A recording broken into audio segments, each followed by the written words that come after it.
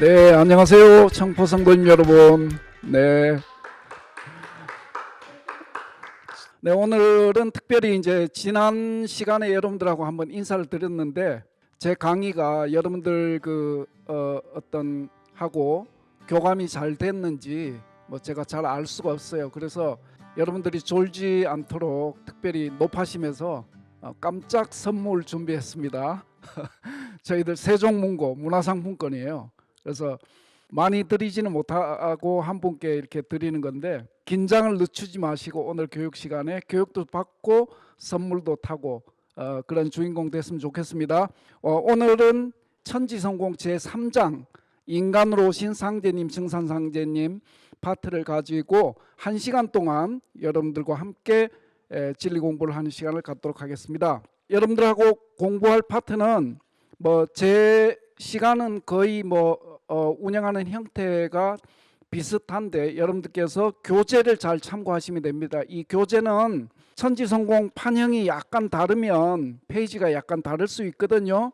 선생님이 지금 가지고 있는 이 교재는 2015년 8월 6일 날 재판 2쇄로 인쇄된 천지성공 책입니다.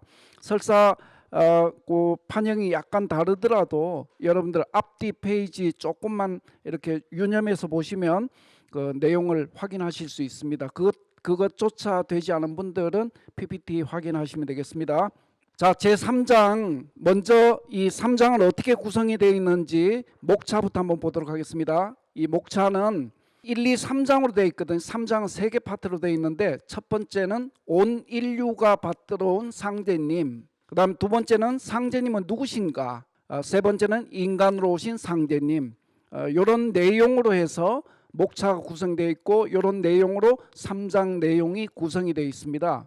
목차를 놓고 항상 이렇게 책을 보실 때에는 그 목차 분석을 잘 해보셔야 하거든요.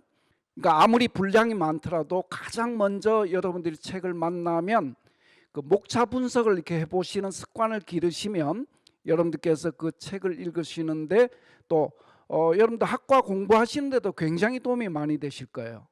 그래서 특히 이 목차 분석을 제대로 하면 책을 다 보지 않아도 그 책의 전체 핵심 내용이 이러한 내용으로 결론은 이런 거구나, 이런 걸 아실 수 있거든요. 그래서 지금 여러분들 이 목차 자, 3개 보셨죠? 온 인류가 받들어 온 상제님, 굉장히 이렇게 어떤 큰 의미가 들어 있습니다. 본론 들어가서 한번 제가 언급을 하겠습니다. 온 인류가 상제님을 받들어 왔다, 이 얘기거든요. 이 얘기는 어떤 의미일까? 자, 두 번째는 상제님은 누구신가?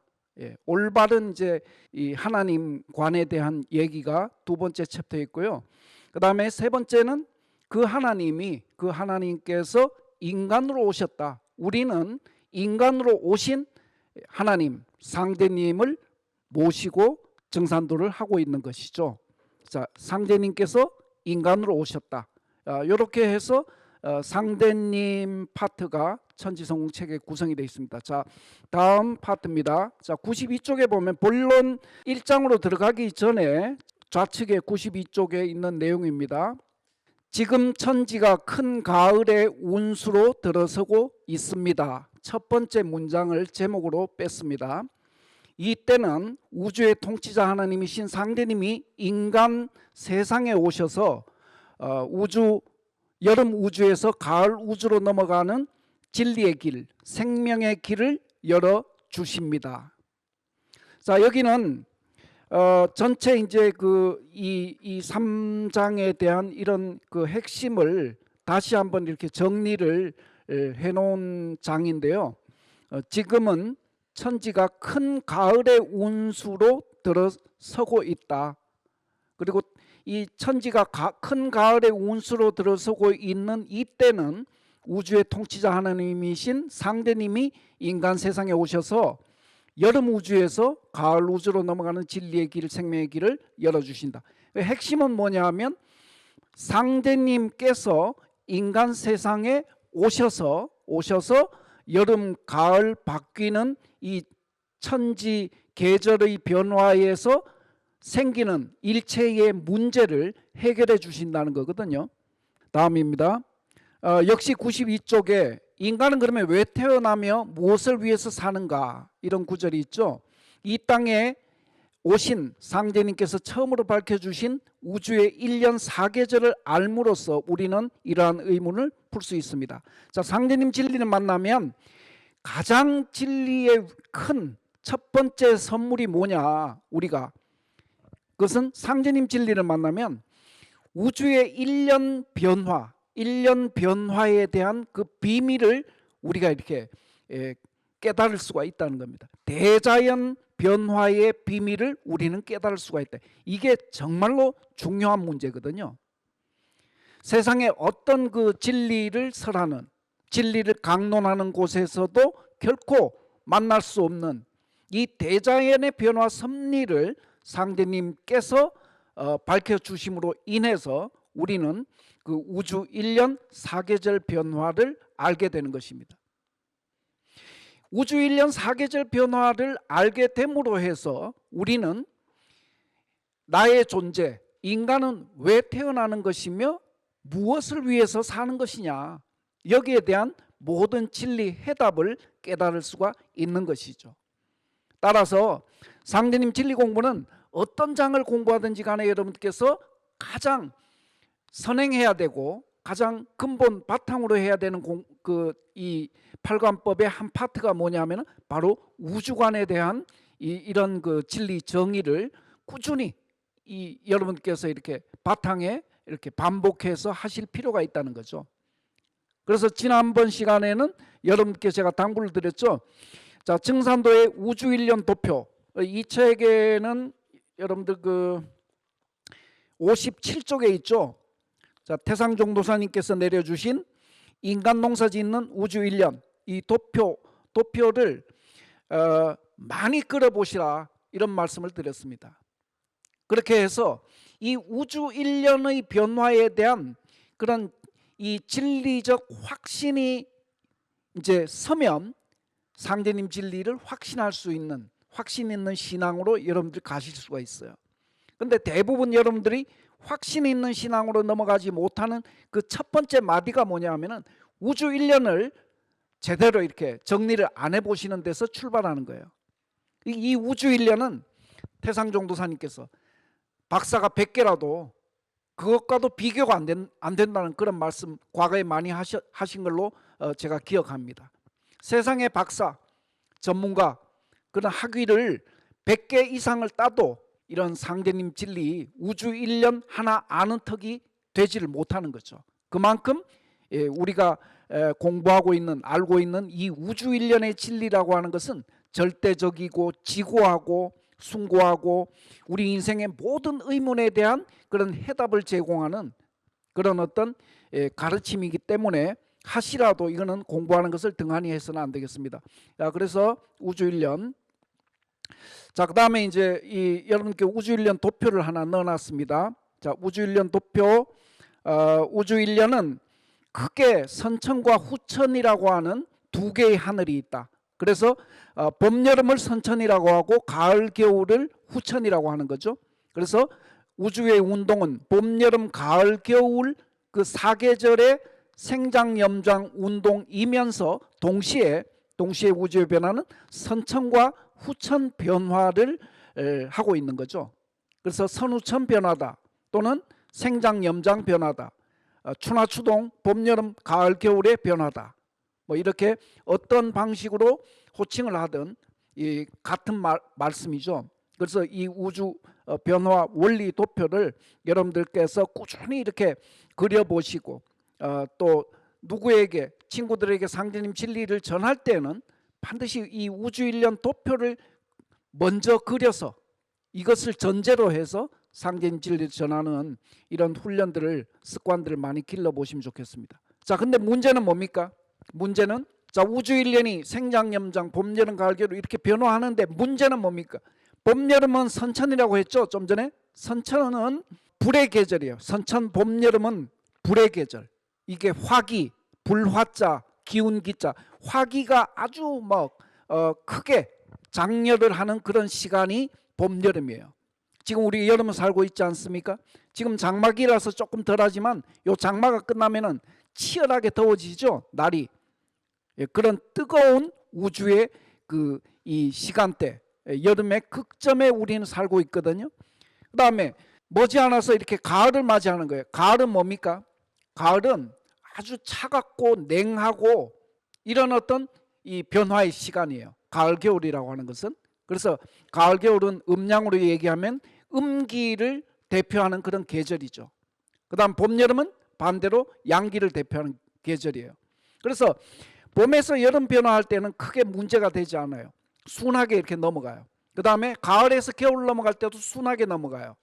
겨울에서 봄이 올 때도 뭐 그런 대로 순하게 와요. 1년 변화가. 그렇게 다 이렇게 순하게 변화하는데 문제는 여름에서 가을 변화할 때는 문제가 생기는 거예요. 이것은 순하게 변화하지 못하는 거예요. 이것을 극단적으로 얘기하면 어떻게 변화가 단절되어 있다. 이렇게 지난 시간에 제가 생존의 비밀을 공부할 때 여러분께 표현드렸죠. 이 1년 도표를 여러분들이 반복해서 자꾸 그리면 우주 1년이 연속적이면서도 단절되어 있구나. 이걸 발견하게 돼요. 이걸 발견해야 이제 진리 깨달음에 한 발자국 이렇게 다가서는 겁니다. 작년에도 봄, 여름, 가을, 겨울이 있었고 올해도 봄, 여름, 가을, 겨울이 지금 지나가고 있는데 끊어진다는 말은 무슨 말이냐? 단절되어 있단 말이에요. 이 1년 도표를 자꾸 그리다 보면. 그래서 그것을 이제 이법으로 얘기하면 그걸 화극금이라고 합니다. 그러니까 여름의 뜨거운 불과 가을에 이렇게 차가운 그런 이 기운이 서로 이렇게 만나서 충돌을 하게 되면은 거기에서는 아주 치열한 그런 어떤 충돌이 생겨가지고 거기에서 많은 어떤 이 계절 문명사의 불행이라든지 고통이라든지 이런 것들이 이제 터져 나오는 거죠. 그래서 화극금이다. 불과 금은 서로 이렇게 극을 한다. 서로 싸운다는 거예요. 부딪혀서.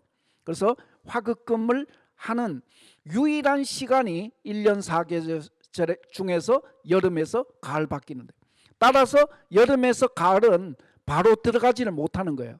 그래서 여기에서 여름에서 가을로 넘어가는 그 접속 방법이 뭐냐? 그게 화생토. 여름의 모든 이 생명의 여름에 이렇게 존재하는 모든 생명은 이 중앙에 있는 토를 향해서 내가 수용이 돼야 돼요. 토에 내가 수용이 돼야 돼요. 그러면 이 토가 가을을 여는 거죠. 토생금. 그러니까 넘어가는 방법은 화생토. 그다음에 토생금. 자, 가을이 금이죠. 가을이 금입니다. 그래서 그 가을을 여는 주체는 누구냐? 토단 말이에요. 토. 그렇죠? 그럼 나는 어떻게 지금 여름에 서 있는데 어떻게 가을로 들어가냐? 토의 의지에서 토의 생명을 받아서 토의 생명에 내가 수용이 되어서 토를 매개로 해서 가을로 들어갈 수 있는 거야. 이게 생명 변화, 우주 변화의 대자연 변화의 그런 비밀이죠. 이 1년의 봄, 여름, 가을 변화에서 가장 중요한 포인트가 어디냐면 바로 여름에서 가을 넘어가는 요 시기입니다. 따라서 요 여름에서 가을을 어떻게 넘어갈 수 있냐, 요 문제를 여러분들께서 제대로 이렇게 깨쳐야 여기에서 오늘 여러분들 공부하는 이런 상제님, 인간으로 오신 상제님에 대한 것을 확연하게 이렇게 의심 없이 확신 있는 그런 이 진리 깨달음으로 받아들일 수가 있는 거죠. 자, 문제는 화극금을 통해서 무수한 이런 문명사의 문제들이 태동이 돼요. 화극금 때문에 서로 부딪히기 때문에. 근데 그것을 해결할 수 있는 유일한 길은 화생토, 토생금을 해서 우리는 가을 우주로 수용되는 겁니다. 자, 여기에 이제 그런 비밀이 있기 때문에 제가 한번 정리를 해봤고요. 자, 그 다음에 여러분들 책을 보면 첫 번째가 1장이 온 인류가 받들어 온 상대님이죠. 온 인류가 받들어 온 상대님. 이 제목이 멋진 제목이에요. 제가 아까 서두에 그랬죠. 뭔가 이렇게 깊은 의미가 있다고 한번 생각해 보라고. 눈치채셨어요? 선생님이 볼 때는 이 제목이 기가 막혀요. 왜 기가 막히냐 하면은, 아니 본래 우리 인류의 모든 조상님들은 뭘 했다는 겁니까? 인생을 살면서 상대님을 받들었다는 거예요. 그러면 이 얘기는 어떤 말씀입니까? 종교가 태동되기 이전부터 인류는 본래 누구를 모셨다? 상대님을 모셨다. 자, 종교에서는 각자 이 신앙의 대상이 있단 말이에요. 하나님이 있고 뭐 이렇게 대상이 있죠. 근데 그 대상을 종교의 전유물로 생각을 했단 말이에요. 하나님, 신은 종교를 믿는 사람들의 전유물, 그분들의 믿음의 대상, 이렇게 생각했단 말이에요. 근데 온 인류가 본래부터 하나님을 섬겼다라고 하면 어떻게 돼요? 얘기가 달라지는 거예요. 종교가 있든 없든 모든 인간은 누굴 찾아야 된다는 거예요? 하나님을 찾는 삶으로 돌아가야 된다는 거예요. 왜? 우리들의 모든 조상들이 하나님을 모시는 삶을 살아왔었기 때문에. 따라서 저는, 자, 여러분들 우리 도장에 나오면 뭡니까? 증산도는 종교가 아니다, 이런 말씀을 오늘 도운 때도 여러분들 들으셨단 말이에요. 뭡니까? 하나님을 공부하고 하나님을 깨닫는 이런 삶이라고 하는 것은 이제는 종교의 문제가 아니다, 이 말이에요. 이것은 인간의 문제고 역사의 문제다, 이거예요. 모든 인간은 하나님을 찾아야 되는, 하나님은 어떻게 계시냐, 오늘 이 장에서 이제 하나님은 누구시냐, 이런 그 장이 있지 않습니까? 그 하나님에 대한 의문을 풀어야 되는 거예요. 그래야 인생에 대한 의문을 풀 수 있는 거죠. 그러니까 이 상대님을 우리가 이렇게 신앙하는 이 문제는 종교의 문제가 아니다, 이거예요. 그렇죠? 동의하시죠? 이 제목에는 그런 의미가 들어있지 않습니까? 그래서 여러분들께서 오늘도 정도사님께서 증산도대학교 교육하실 때 여러분들께서 친구들에게 진리를 전할 때 반드시 유념해서 해야 되는 게, 상대님 신앙을 전할 때는 어떻게 책을 읽게 해야 된다는 말씀을 강조하셨어요. 그러면 여러분들이 먼저 이 천지성공, 생존의 비밀, 상대님 진리, 가장 기본적인 필독서, 이런 서적은 청소년들까지는 다 읽으실 수가 있거든요. 제대로 읽어서 이런 한 구절도 그냥 글자를 읽는 것이 아니라 뭔가 이렇게 숨어 있는 의미를 느껴보려고 하고 찾아보려고 하고 또 어떤 깨달음을 받으려고 하고, 이런 자세로 여러분들께서 이렇게 보시고 하는 이런 생활이 너무너무 중요하다, 이런 말씀을 좀 드리겠습니다.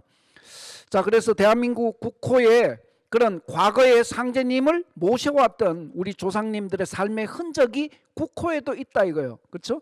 예, 그래서 그런 얘기입니다, 이 장이. 자, 우리 국호는 대한민국인데 대한이라고 하는 것은 93쪽에 보면 거대한 광명이다, 이런 뜻인데, 거대한 광명, 거대한 광명, 본래는 이제 그 광명을 부르는 호칭이 세 가지죠.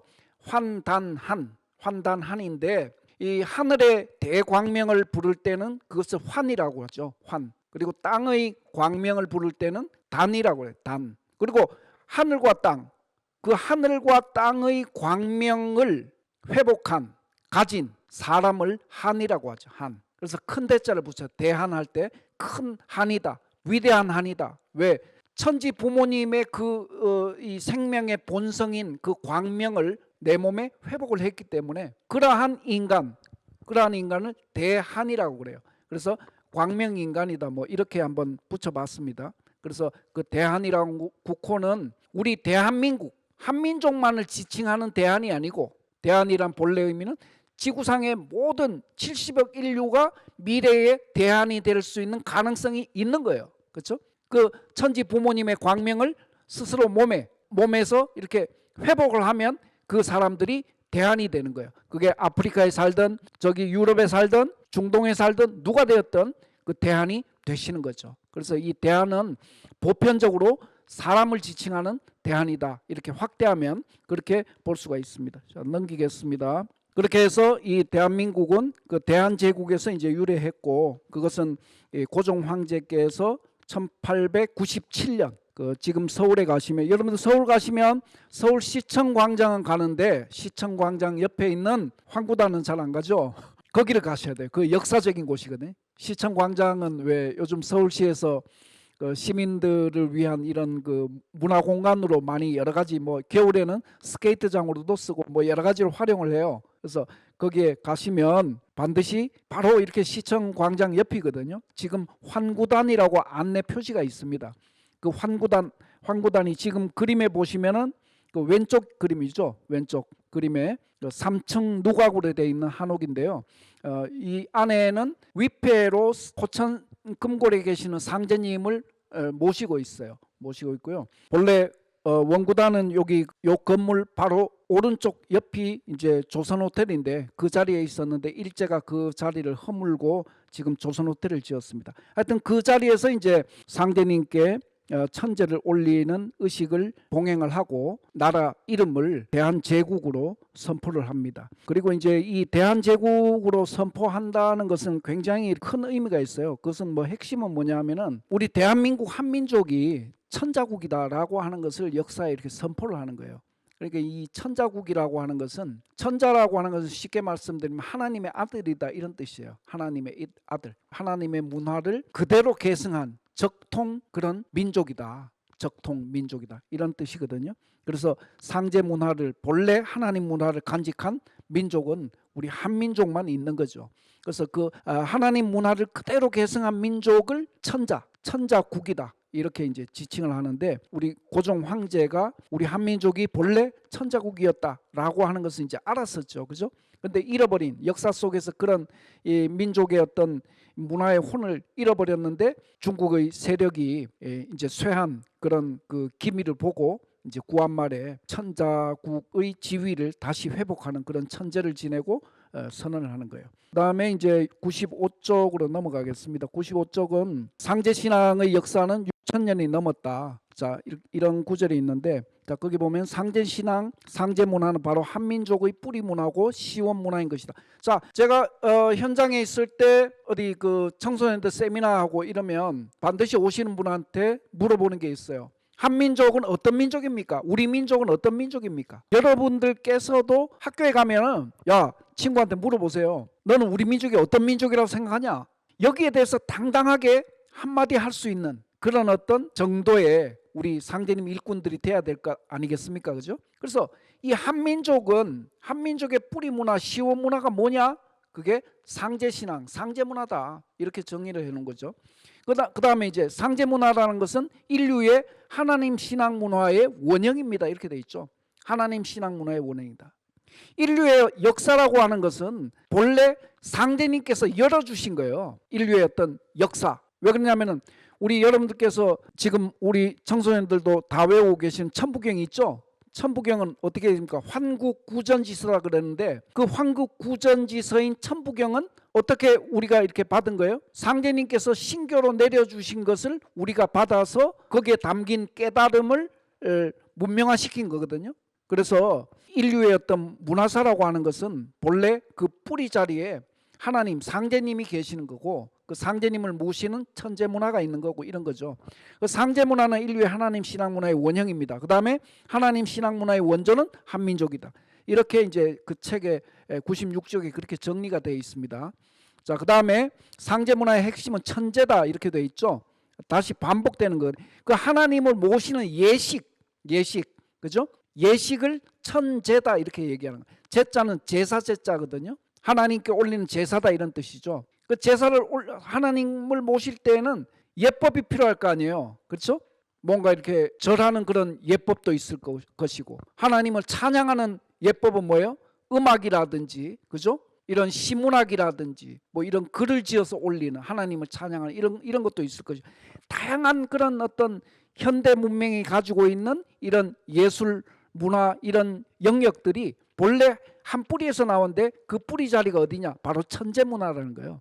천재문화에서 나오죠. 그래서 하늘의 상제님께 올리는 제례, 이 천재죠. 그 천재라고 하는데 그 상제문화의 표상이 천재다. 자, 근데 거기에 보면은 천재문화의 표상인데 어떤 게 있습니까? 99쪽에 보면은 천원지방이라는 언어가 있죠. 천원지방.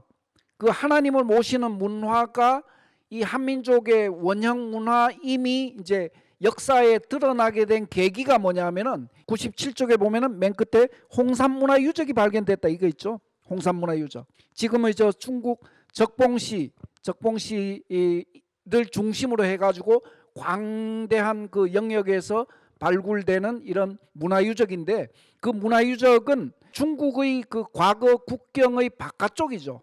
전통적인 중국 한족들의 그 국경의 바깥쪽, 그들이 얘기하는 동이족의 영역에서 발굴된 이런 어떤 문화유적인데, 그 문화유적들을 접근을 해보니까 이 문화의 주인공은 바로 한민족이다, 뭐 이런 그 결론이 났거든요. 그래서 이 홍산문화에 대한 것은 지속적으로 저희들이 이제 관심을 갖고 그렇게 들여다봐야 될 건데, 이 특별히 이제 이 홍산문화 유적에서 대표적인 것은 제천단이 발굴이 됐다. 이런 것들이 굉장히 저희들에게 쇼킹한 것이었죠. 지금으로부터 한 5,500년 전의 그런 제천단인데, 대규모, 그러니까 축구장보다 커요. 축구장보다 큰 어떤 그런 공간에 이 하늘에 천재를 올리는 이런 제천단도 있고, 그 다음에 그 거대한 그 피라미드 형식의 이런 무덤도 발견되었거든요. 그래서 그런 유적인데, 이런 그 제천단은 지금 여러분들 그 북경에 가면은 가장 많이 가는 데가 천단공원이죠. 북경 천단공원에, 거기는 이제 관광지가 돼 있어서 관광을 가시는 분이 가장 많이 가는데, 그 천단공원에 가면은 바로 이렇게 이 천단, 그러니까 하늘에 제를 지내는 그런 제단이 원형이 그대로 있어요. 그게 3단으로 돼 있거든요. 3단.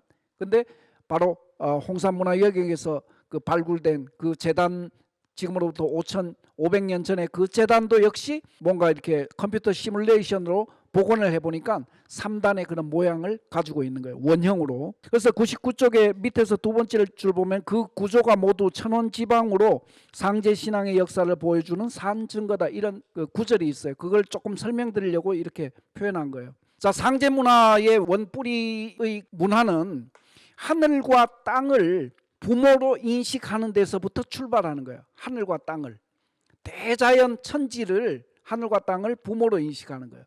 그런 데서 출발하는데, 그 하늘의 어떤, 하늘이 가지고 있는, 이 대자연의 하늘이 가지고 있는 그런 성정을 원으로 표현해요. 첫 번째 이 도형에서 보면 원은 이렇게 둥글죠. 둥글다, 원만하다, 모든 것을 이렇게 포용한다, 뭐 이런 여러 가지 의미가 있어요. 그 하늘의 성정, 대자연의 하늘이 가지고 있는 그런 어떤 성정을 원으로 표현하는 거예요. 기하학적으로 표현할 때. 그 다음에 두 번째 땅은 방으로 표현해. 방. 이거는 이 방정하다 할 때 방자입니다. 방정하다, 반듯하다는 거죠. 그래서 곧고 반듯한 이런 성정을 땅 어머니의 성정으로 기하학적으로 표현하는 거예요. 전통적으로. 그것을 뭐냐면 천원, 하늘 천자, 천원. 그 다음에 지방, 땅지자, 원방각 할 때 방, 땅은 이렇게 반듯하다, 이렇게 해서 천원지방. 그래서 우리가 건축물이라든지 이런 조형물을 볼 때 과거 이런 유물들을 보면 그게 원형으로 되어 있다, 또는 방형으로 되어 있다, 또는 이렇게 삼각형식으로 되어 있다, 이런 특징들이 있거든요. 그것은 뭐냐, 원으로 표현했을 땐 그것은 하늘의 성정을 표현한 것이고, 그 다음에 방으로 표현했을 때는 그 땅의 성정을 표현한 거예요. 그러면 인간은 뭐냐, 왜 삼각형으로 표현했냐? 그럼 뭡니까? 인간은 하늘 땅 부모님과 일체 하나가 되어서, 그렇죠? 그래서 삼을 쓰는 거예요. 삼. 첫 번째는 하늘, 두 번째는 땅, 세 번째는 뭐예요? 인간이 천지 부모와 하나 되어서, 그래서 삼으로 표현하는 거예요. 그 하나된 삶을 사는 것이 결국엔 우리들의 삶이 되어야 된다, 이거죠. 되시겠죠? 그래서 천원지방이라고 하는 것은 그 상제 문화의 그런 어떤 대표적인 그런 문화 양식입니다.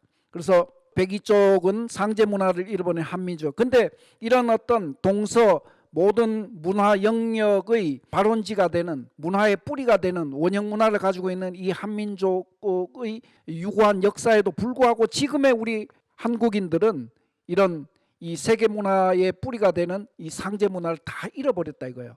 이게 이제 우리의 역사의 현실입니다. 그러니까 완전히 이렇게 뿌리를 잃어버린 거거든요. 그다음에 이제 106쪽에 보면 그다음에 이제 하나님에 대한 이런 공부로 들어가요.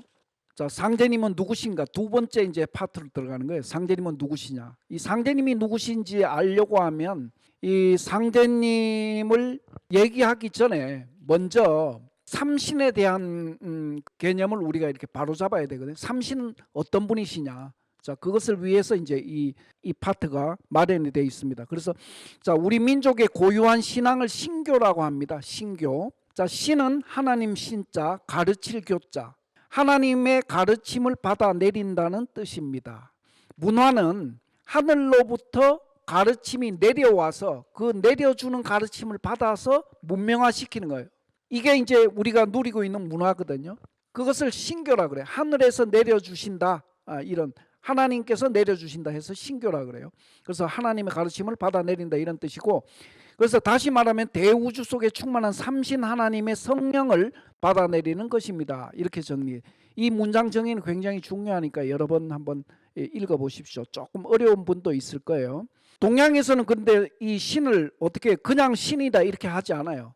그 하나님을 신이라고 보통 하는데 서양에서는 그냥 신이다, 가드다 이렇게 하는데 동양에서는 신 앞에다가 석삼자 하나 둘 셋 할 때 석삼자를 붙여가지고 삼신이다 이렇게 해요. 삼신. 왜 동양에서는 신 앞에다가 삼신이라고 하느냐. 이 동양에서 정의하는 이 신, 즉 바꿔서 얘기하면 삼신을 제대로 알아야 상대님을 알 수가 있는 거예요. 되시겠죠? 이게 굉장히 중요합니다. 그래서 요 파트는 한 두 장 정도밖에 안 되지만 그죠? 두 장이에요. 딱 한 장 반이니까 그죠? 이거는 여러분들이 완전히 그릴 수 있을 때까지 많이 읽어보셔야 돼요. 요 안에 다 정리는 돼 있어요. 근데 그냥 설렁설렁 읽지 마시고 반복해서 이렇게 이 짧지만은 이해가 안 되는 데가 여러 군데 막히는 데가 있을 거예요. 그 삼신은 신의 세 가지 본성 조교치라 하는데 삼신은 신이 세 분이라는 것이 아니라 하나님의 창조의 손길이 조화, 교화, 치화라는 세 가지 특성을 갖고 작용한다라는 뜻입니다. 이렇게 설명해 놨어요. 자, 신 앞에 왜 삼신? 신은 한 분이에요. 일신이단 말이에요. 일신인데 그 신의 어떤 본성, 신의 본성이 셋으로 작용한다는 거예요. 셋. 하나, 둘, 셋. 그러니까 쉽게 얘기하면 삼각형, 그러면 삼각형 좀 전에 보셨죠? 원방각 할 때 삼각형은 도형이 몇 개입니까? 하나죠. 하나인데 삼각형이 만들어지려고 하면 그 선분이 몇 개 필요해요? 3개 있어야 돼요. 삼각형은 하나인데 선분이 3개로 작용을 해야 삼각형 하나가 나오는 거예요. 자, 우리 손가락 있죠? 집게 손가락을 다 펴봐요. 펴보시고 자기 거 보란 말이에요. 집게 손가락 마디가 뭐 특별한 사고가 생겼지 않으면은 이거는 몇 마디? 3마디로 돼 있죠. 근데 손가락은 몇 개예요? 집게 손가락은 하나단 말이에요. 그래서 1즉 3이요 3즉 1이다. 그죠? 1은 그 생명의 본체가 1이라는 거예요. 근데 작용, 이 손가락이 빳빳하게 이렇게 서 있으면 손가락으로 의미가 없잖아요. 물건을 집으려고 하면 손가락이 어떻게 돼야 돼요? 구부려져야 되고 이렇게 좀 움직여야 되죠. 이 움직이는 걸 작용이라 그러죠. 작용하려고 하면 이게 마디가 셋이 되어야 하나가 작용을 한다는 거예요. 되시겠죠? 그러니까 이게 이제 이 일신과 삼신의 관계예요. 이런 어떤 신은 현상계에 당신의 모습을 드러내려고 하면 삼으로 작용하지 않으면 당신의 모습을 드러내지를 못하는 거예요. 그 신이 삼의 모습으로 당신의 모습을 드러낸 이 현상계의 존재가 뭐예요? 그게 하늘, 땅, 사람. 예. 하늘과 땅과 사람은 바로 이 삼신께서 당신의 모습을 그대로 드러내신 존재다 이거예요. 그러니까 하늘도 그렇게 되니까 어떻게 돼요? 하늘도 삼신, 땅도 삼신, 인간도 삼신. 그 생명의 본성은 동일한 거예요. 이게 얼마나 위대한 정의냐 이거예요. 그렇죠? 인간이 서양의 문화권에서는 인간을 어떻게 정의해요? 인간은 신의 피조물이다. 하나님께서 이렇게 지었다 이거예요. 인간은 영원히 하나님의 피조물로서 죄인으로서 영원히 이렇게 구속된 삶을 살아가는 거예요. 그게 서양에서 정의된 인간에 대한 정의 아닙니까? 근데 상제님은 삼신을 정의하면서 하늘 땅과 동등한 그 위에 자리에 사람을 놓으신 거예요. 사람이 가지고 있는 그 신의 본성, 삼신의 본성도 하늘이 가지고 있는 신의 본성과 동일하다 이거예요. 그렇죠? 그게 인일이지 않습니까? 천일, 지일, 인일. 그 천부경에서 얘기하는 땅 어머니가 가지고 있는 그런 생명의 본성과도 동일하다 이거예요. 되시겠죠? 조금 뭐 보완이 되겠습니까? 그래서 이거는 여러분들 반복해서 읽어 보십시오. 자, 그다음 107쪽에서 108쪽 있는 그 부분은 삼신이 자신을 드러낸 것이 하늘 땅 인간입니다. 자, 다시 확인하는 겁니다. 그래서 삼신은 하늘 땅 인간을 낳았기 때문에 조물주가 되시는 거예요. 조물주. 조는 지을 조자, 그죠? 지을 조자. 물은 뭡니까? 물건, 물. 어떤 만물할 때 물자거든요. 주는 주인 주자. 그러니까 실제 조물주는 누구시라는 거예요? 삼신이라는 거예요. 되시겠죠? 만물, 하늘 땅 인간을 지은 실제 조물주는 누구시라고요? 삼신이시다. 이거 명확하게 이렇게 정의를 해 놓으셔야 돼요. 우주 만유를 낳는 이 삼신 이렇게 표현해 놨죠. 다른 말로 뭐예요? 원신. 그러니까 삼신이다, 원신이다 같은 말씀이죠. 예. 삼신, 원신, 조물주 같은 말씀이죠. 무슨 말인지 아시겠죠? 그래서 우리가 이렇게 어떤 밖에서 만약에 도로변에 나무가 있어. 그 나무도 뭡니까? 삼신의 신성이 그대로 깃들어져 있는 거예요. 그렇죠? 우리가 여름에 더울 때 시원한 바람이 불었어. 그 바람은 뭐예요? 삼신의 손길이에요. 그렇죠? 이 삼신은 이 우주에 꽉 들어차 있는 거예요. 그 신의 손길을 뭐라 그래요? 성령이라고 해요. 성령. 그렇죠? 그래서 삼신은 우주의 조화 성령입니다. 이렇게 되죠. 그래서 이런 언어 정의가 있으니까 요 짧은 요 107, 108 뭐 요 몇 페이지 안 되니까 꼭 읽어 보시고요.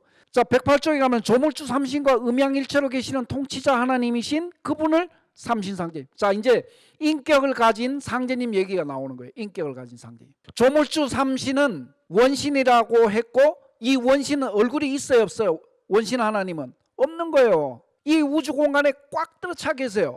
그렇지만 얼굴은 없는 거예요. 그렇지만 이 우주에 영원히 존재하시는 거예요. 근데 그 조물주 삼신과 음양일체로 계시면서 우주를 실제로 통치하시는 하나님이 계시다 이거. 통치하시는 통치자. 이 통치자는 인간의 모습을 하고 계시는 거예요. 사람 얼굴을 하고 계시는 거예요. 말씀도 하시는 거예요. 이 하나님이 계시다는 거예요. 그 다음에 여기 보시면 요 몇 장이 너무 중요해요. 통치자 하나님이신 그분을 삼신 하나님, 삼신 일체 상제님 또는 간단히 상제님이라 합니다. 천상궁궐에서 온 우주를 직접 통치하는 하나님은 주신입니다. 주인 주자. 자, 그러면 뭐예요? 언어가 원신과 주신, 그죠? 이게 서로 이렇게 음양적 관계예요. 자, 삼신, 그다음에 원신, 그다음에 상제님, 주신 이렇게 서로 언어가 음양적 관계에 있다. 그래서 원신과 주신의 일체 관계를 깨쳐야 하나님을 제대로 깨칠 수가 있다는 거예요. 되시겠죠? 이게 너무 중요합니다. 요 두세 장 너무너무 중요하기 때문에 하여튼 반복해서 읽어보시고요. 자, 그 다음에 이제 그러면 실제로 이제 이 우주를 통치하시는 우리들이 실제로 이제 일반적으로 어떤 그 하나님을 얘기할 때는 보통 이제 우주를 통치하시는 분에 대한 이런 것을 이제 얘기한단 말이에요. 근데 각 문화권마다 종교 문화권마다 다 호칭이 달라요. 서교에서는 엘로힘이다. 유대교에서는 이렇게 뭐 아도나이다. 뭐 이렇게 불교에서는 미륵부처님이다. 유가에서는 상제님이다. 호칭이 다 다르단 말이에요. 호칭이 다르다고 해서 하나님이 여러분 따로 계시는 게 아니다 이 말이에요. 이걸 이제 제대로 정리하는 게 중요하죠. 친구들 만나도 이런 얘기를 정확하게 해줄 수 있어야 돼요.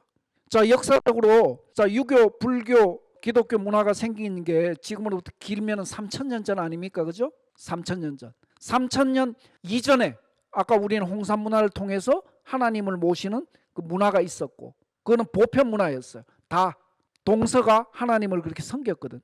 그럼 뭡니까? 하나님은 문화권마다 독립적으로 계시는 게 아니다 이거예요. 다만 역사가 흐르면서 인구가 늘어나고 서로 이렇게 문화가 발달하는 지역이 다르고 이러다 보니까 이 하나님을 부르는 이런 호칭이 달라진 거예요. 무슨 말인지 아시겠죠? 여기 만약에 우리 청포 담당님이 지금 최준호 담당님 계시면 여기서 우리 상대님이 일하는 데는 최준호 담당님 이렇게 불러요. 근데 집에 가면은 뭐예요?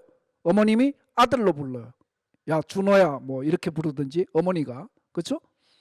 근데 또 제가 만약에 우리 이렇게 부를 때는 어떻게 불러요? 최준호 성도님 이렇게 또 부른단 말이에요. 그러면 최준호 성도님, 준호야 또는 청포 담당님, 이 언어가 다르다고 해서 저분이 세 분이 계신가요? 언어가 셋인데 세 분이 계신가요? 그게 아니다 이거예요. 언어가 달라도 한 분이다 이거죠. 한 분. 그러니까 문화권마다 하나님을 호칭하는 언어가 달랐을 뿐이다 이거예요. 그래서 호칭은 달라도 하나님은 한 분이다. 이 제목이 그겁니다. 그렇기 때문에 만약에 이제 이 내용이 굉장히 중요하죠. 여러분들 그분들이 독립적으로 달리 존재하고 그리하여 각 문화권에 따라 구원을 달리 받아야 한다면 그 구원은 인류가 학수고대해온 보편 구원이 아닙니다. 인간은 보편 구원의 진리를 찾는 거예요. 보편 구원이라고 하는 것은 기준이 똑같은 거예요. 기준이 똑같아요. 자, 지금은 어떻습니까? 하나님을 믿어야 구원을 받습니다. 또 어떤 데 가면 어때요? 부처님을 모셔야 구원을 받습니다. 또 어떤 데 가면 각자의 신을. 그렇게 돼 있죠? 그러면 어떻게 돼요? 그게 보편 구원일 수가 없는 거예요. 그래서 이 보편 구원의 진리가 참 진리다 이거예요. 자, 선천 종교의 결론은 상대님이 오신다. 하나님이 오신다. 이게 선천 지금까지 종교의 최종 결론이다.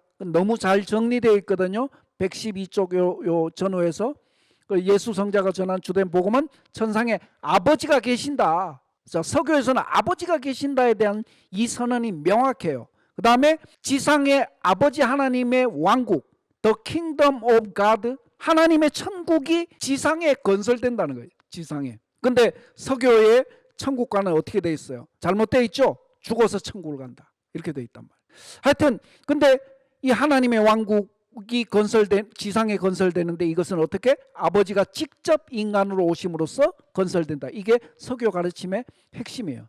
아버지가 오셔서 그 아버지의 천국이 건설된다는 거예요. 근데 불교에서는 미륵불이 인간으로 오신다는 거예요. 언제? 말법 시대가 되면. 도솔천의 천주 미륵부처님이 바다로 둘러싸인 동방의 나라에 오신다.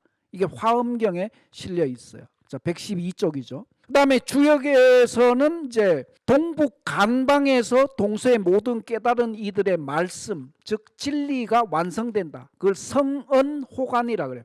이룰 성자, 말씀 언자, 어조사 호자, 간방할 때 간자. 우리 한민족이 한반도가 간방이에요.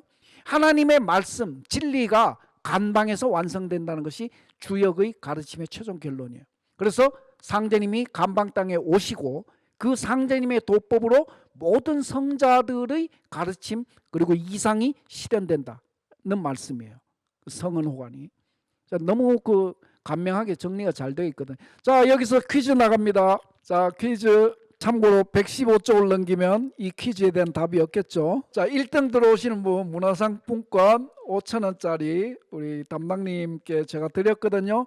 자, 1등으로 그 댓글을 다시면, 자, 1871년 9월 19일 자시 상대님께서 오신 지명이에요. 지명을 여러분들 천지성공에는 여기 2장에 지명은 빠져 있거든요. 이 상대님, 아버지 상대님께서 오신 곳이기 때문에 탕강하신 지명이기 때문에 우리는 어떻습니까? 반드시 알고 있어야 되겠죠? 네, 그래서 1등 분께는 작지만 소정의 선물 드리도록 하겠습니다. 자, 상대님의 이제 성휘, 성과 성휘, 그 다음에 도호. 상대님이 이제 호, 도호가 증자 산자거든요. 증자 산자, 시루증자 매산자. 그래서 우리는 이제 그 상대님의 도호를 따서 증산도다 이렇게 이제 상대님을 모시는 신앙단체에 대한 그 종단의 호칭이 되고, 그 다음에 상대님을 인간으로 오신 상대님을 어떻게 불러요? 당신님의 도호 증자 산자를 붙여서 증산 상대님 이렇게 불러야 상대님을 바르게 이렇게 우리가 호칭하는 것입니다. 자, 상대님이 오셨다는 이것은 역사적인 사건이에요. 여러분들 주변 친구들한테 하나님께서 인간으로 오셨다는 말씀 들어보신 적 있어요? 증산도의 위대함은 뭐다? 인간으로 오신 하나님을 모시는 곳이다. 이게 가장 위대한 거 아니에요. 아무리 위대한 그런 선천의 종교다 해도 그분들은 누구예요? 하나님의 아들이거든. 하나님의 아들을 모시고 있는 거예요. 여러분들 어떻게 해요? 그 하나님 아들을 내려보내신 그 하나님을 모시고 우리가 신앙을 한다. 정말로 이렇게 참 축복받은 겁니다. 그래서 모든 것이 나로부터 다시 새롭게 된다. 나는 옛 성인의 도나 옛 가르침으로 하지 않느니라. 판밖에 남보는 법으로 이를 꾸미는 것이 완전하니라. 천하가 모두 병들어 있느니라. 자, 상제님께서 이 땅에 오신 목적은 뭡니까? 목적은 천지공사를 행하시기 위해서 오셨다. 자, 타이틀이 그렇게 돼 있죠. 천지공사. 왜 상대님께서 천지공사를 보지 않으면 안 되냐 이거예요. 왜? 상대님께서 이 땅에 오셔서 이 역사를 진단하신 한마디 말씀이 있어요. 그 말씀이 뭡니까?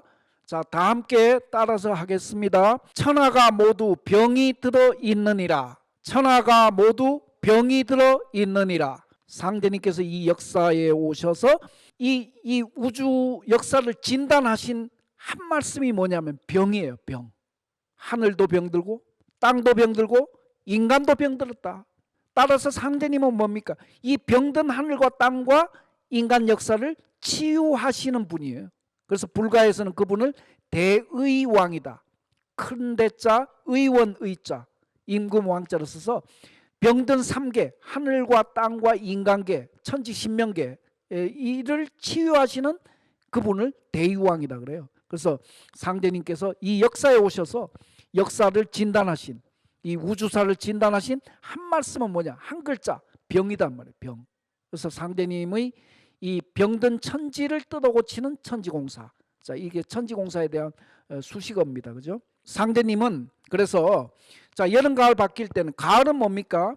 만물이 열매를 맺는 때죠. 만물이 열매를 맺는다는 건 뭡니까? 생명의 열매를 맺는 완성된다는 거예요.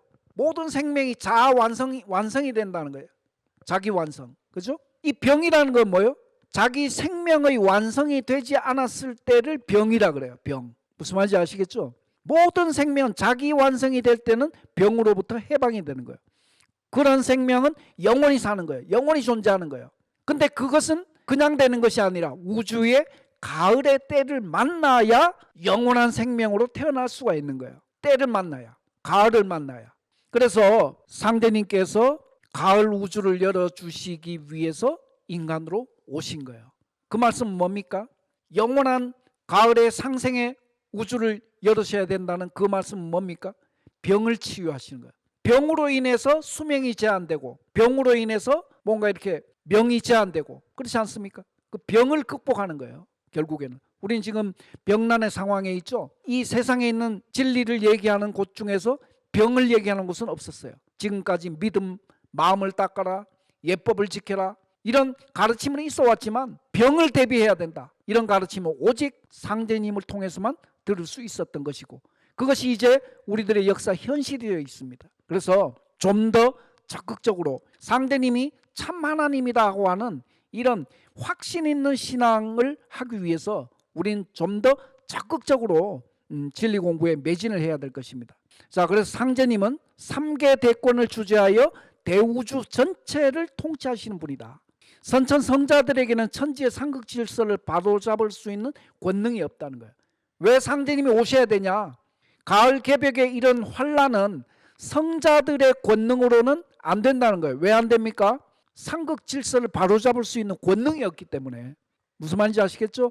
예. 하나님의 3개 하늘과 땅과 인간계를 뜻대로 운영하실 수 있는 그런 절대 권능을 가진 그걸 이제 3개 대권이라고 그러죠. 3개 대권 절대 권능이 아니면 가을 개벽의 대환란을 넘어가지는 못하는 거예요.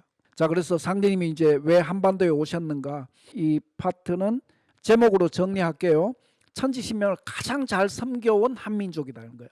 그 다음에 두 번째는 인류 문화의 뿌리를 찾아오셨다. 자, 상제님 문화의 뿌리 한민족이죠. 아까 서두에 정리했습니다. 그 다음에 지정학적으로 그러니까 이 동양에는 이 땅도 이런 어떤 땅의 생명성을 가지고 땅을 이렇게 보는 거예요. 그걸 이제 질이라고 하는데 지정학적으로 우리가 살고 있는 이 한반도는 하나님이 오시는 땅이에요. 그걸 혈이라 그래요. 혈. 그다음에 약소민족을 먼저 구원하시기 위해서 상대님이 오신 겁니다. 그래서 상대님의 강세를 예비한 그런 성자들이 계시거든요. 그 도승 진표, 마테오리치 신부, 수은 최재우 대성사님이 계시는데 오늘 뭐 시간 때문에 이분들의 삶을 다 함께 살펴보지 못한 건 좀 아쉽습니다만은 여러분들 여기서 제가 당부드리는 게 2편 30장 마테오리치 대성사님의 이런 그 관련한 성구는 너무 중요하기 때문에 근 20-30년 전에 종도사님께서는 이 성구는 우리 일꾼들이 다 외워라 이런 말씀을 하셨어요. 저도 지난 시간에도 말씀드렸습니다만 그 당시 종사님 명을 받들 제가 외웠거든요. 너무너무 감동적이에요. 실제 외워서 완전히 외워가지고 암송하고 다니다 보면 여기에서 상제님에 대한 그런 깨달음을 얻어요. 이 상제님과는 뭡니까? 상제님을 입법적으로 아는 것도 중요하지만 실제 상제님을 하나님으로 우리가 마음이 열려가지고 뭔가 깨달음으로 받아들이는 게 너무너무 중요하거든요. 여기에서 이제 깨달음으로 받아들여야만 우리가 이제 확신 있는 신앙을 하는 거죠. 이 천지성공 책에도 보면 인간으로 오신 상제님을 신앙하면서 상제님을 체험한 이제 성도님들이 있어요. 김영렬 성도라든지 박공우 성도라든지 이런 분이 있어요. 124쪽 여러분들 교재 한번 펴보실래요? 성구가 있잖아요. 김영렬 성도가 상제님께서 이제 천상 옥경으로 데리고 가서 그 신안을 열어서 이제 체험을 시켜주시잖아요. 그 성구인데 그 성구의 맨 마지막 줄에 어떻게 돼 있어요? 인간으로 오신 인존 천주님이 틀림없다. 김영렬 성도가 상제님께서 천상 옥경으로 인도해 주시는 그 체험을 통해서 뭐예요? 확고부동한 믿음을 가지신 거예요. 그 다음 뭡니까? 박공우 성도 얘기예요. 125쪽 밑에서 네 번째 줄을 보면 하나님께서 강림하셨음이 틀림없다. 틀림없다. 여러분들 신앙의 시작은 여러분들 부모님을 통해서 했을지는 모르지만 이제는 뭐예요? 그 부모님으로부터 탯줄을 끊어야 돼요. 언제까지 그 부모님과 탯줄을 매달고 있을 거냐 이거예요. 신앙적 독립을 해야 된다 이거예요. 여러분들 오늘 이 인물사에서 꼭 이렇게 보셔야 되는 진표 대성사가 12살의 구도를 위해서 출가를 하신 거예요. 출가가 뭡니까? 이제 부모님 밑을 떠나는 거예요. 집에서 떠나는 거예요. 무엇을 위해서? 구도를 위해서.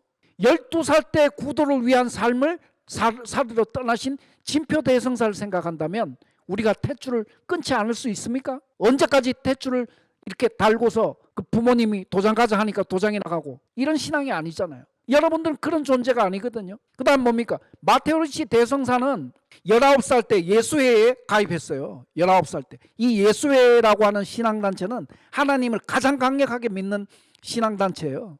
19살 때 이제 예수회에 가입해서 하나님 공부를 이제 본격적으로 시작을 해서 그 머나먼 중국 땅에서 평생 하나님의 천국을 이 중국 지상에다 건설하기 위해서 한 생애를 바치셨거든요. 이분도 역시 뭡니까? 언제? 청소년기에 불교로 얘기하면 출가한 거하고 똑같은 거 아닙니까? 그래서 우리가 이제 상제님의 이 진리에 위대한 그런 어떤 사역자로서 과거 이런 어떤 뭔가 이렇게 의존하는 이런 그런 모습들을 과감하게 이렇게 탈피해서 그래야 이제 이 병난 역사에 여러분들이 이제 주인공으로 친구도 이렇게 살릴 수 있고 친구들에게 뭔가 이렇게 제대로 진리를 이렇게 한 소식을 전해줄 수 있거든요. 그래서 하여튼 뭐 그런 말씀 드리고요. 끝까지 시청해 주셔서 감사합니다. 자, 수고하셨습니다.